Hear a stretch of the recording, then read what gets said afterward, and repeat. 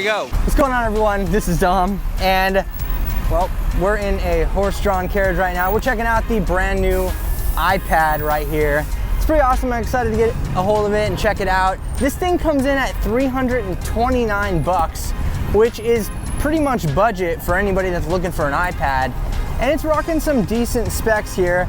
Basically, it's a little bit better than the iPad Air in terms of specifications, but there are some things that we'll talk about throughout this video, but let's go ahead and get into it real quick. I have to improvise because I don't have a knife with me, so try to get this plastic off. All right, cool. Let's open this guy up here.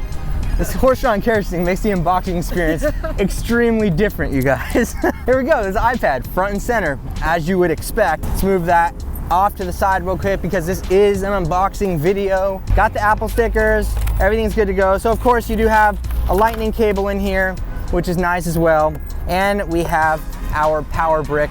Both very important things for the iPad experience. So the thing with this iPad is it's a little bit thicker than the iPad Air and the iPad Pro. Now that may not be a big deal to everyone.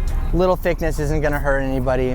One big problem with this iPad, right, is that it has a non-laminated display. And what that means is if you're familiar with older iPads, there's a tiny little gap in between the actual LCD panel and the glass. And it's quite noticeable on this iPad. You can actually see that little gap there, but it does make a difference in the overall clarity of the display itself. So one cool thing about this iPad is we do have the Touch ID home button, so you can actually get your fingerprint on with this iPad. So it's not completely outdated in terms of like specifications and stuff, because this is the new iPad for 2017, at least so far. One thing to point out here, like I said, along with the lack of a laminated display, this thing is glare city. So there are zero anti-glare properties to this display.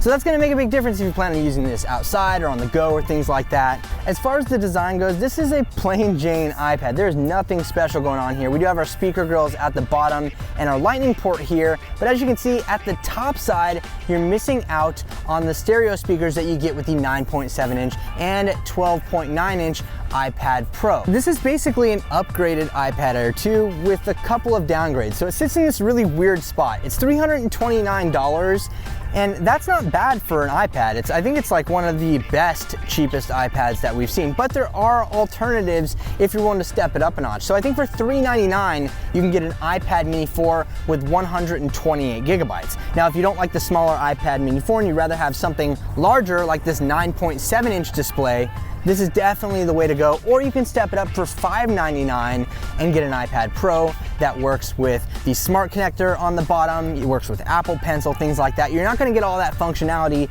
with this iPad, but that might not be a big deal to everyone. So you're probably thinking to yourself, is this iPad even worth it? And you know what?